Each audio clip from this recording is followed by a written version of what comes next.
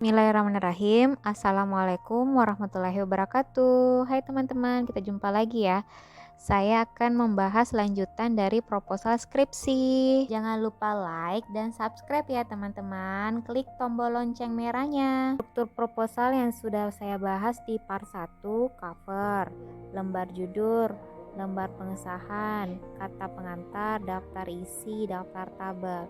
Oke, kali ini saya akan bahas tentang bab 1 pendahuluan ya teman-teman. Bab 1 pendahuluan terdiri dari 1.1 latar belakang, 1.2 rumusan masalah, 1.3 tujuan penelitian, 1.4 manfaat penelitian. Terkadang dalam bab 1 ini terdapat hipotesa juga ya, tapi kadang juga ada yang tidak melampirkan, tergantung kebutuhan ya teman-teman. Bab 1, 1.1 latar belakang bagian yang menjelaskan topik penelitian, masalah yang dipilih, serta alasan mengapa kamu memilih untuk melakukan penelitian pada topik tersebut. Latar belakang yang pertama itu pernyataan tentang gejala atau fenomena yang akan diteliti. Boleh diangkat dari suatu masalah teoritis atau diangkat dari masalah praktis. Yang kedua, argumentasi tentang pemilihan topik penelitian yang menunjukkan permasalahan sebagai perbedaan antara konsep dan teori yang ada. Yang ketiga, situasi yang melatar belakangi masalah yang dipermasalahkan. Yang keempat, skripsi terdahulu yang bersangkutan dengan masalah. Jadi itu isi dari latar belakang ya teman-teman.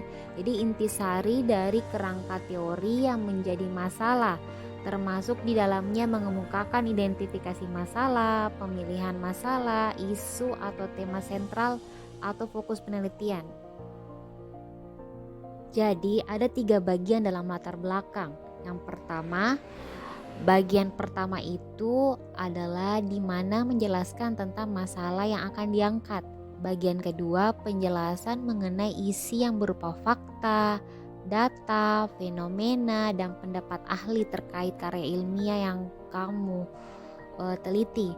Di sini kamu akan menjelaskan pula kelemahan penelitian, tujuan, metode, dan pertanyaan dari penelitian. Terus bagian ketiganya berupa saran atau alternatif penyelesaian masalah yang nantinya akan menjadi pokok pembahasan dalam karya ilmiah yang telah kamu tulis. Pokok pikiran dalam latar belakang itu ada 3. Yang pertama, apa objek yang akan diteliti? Yang kedua, apa masalah yang akan kita bahas? Yang ketiga, apakah solusi untuk masalah tersebut? Contoh latar belakang, judul pengaruh penambahan garam pada pembuatan krim santan, fokus Nucifera L. Jadi berdasarkan judul di atas, maka latar belakang yang harus kalian buat itu bisa menjawab pertanyaan-pertanyaan berikut ini. Yang pertama itu, apa manfaat kelapa secara umum dan khususnya.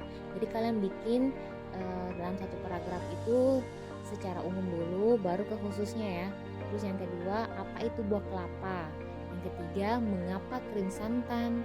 Yang keempat, bagaimana pengaruh dari penambahan garam di krim santan tersebut? Bab berikutnya dalam pendahuluan 1-2 adalah rumusan masalah.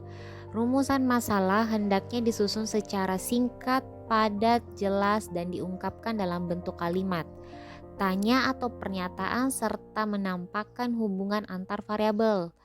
Yang kedua, rumusan masalah diturunkan dari berbagai masalah yang telah diidentifikasi sebelumnya. Jadi yang dalam perumusannya tidak ada unsur ambiguity yang mengandung pengertian ganda ya teman-teman. Terus yang berikutnya, rumusan masalah harus dapat diuji secara empiris, dalam arti memungkinkan untuk dicarikan jawaban terhadap pernyataan, serta dirinci sesuai dengan kebutuhan pembahasan baik secara teoritis maupun empiris. Di rumusan masalah itu terdiri dari bagaimana menyatakan dengan jelas, tegas, dan konkret dari masalah yang akan kita teliti. Terus yang kedua itu relevan dengan waktu, berhubungan dengan suatu persoalan secara teoritis ataupun praktis. Yang ketiga berorientasi pada teori.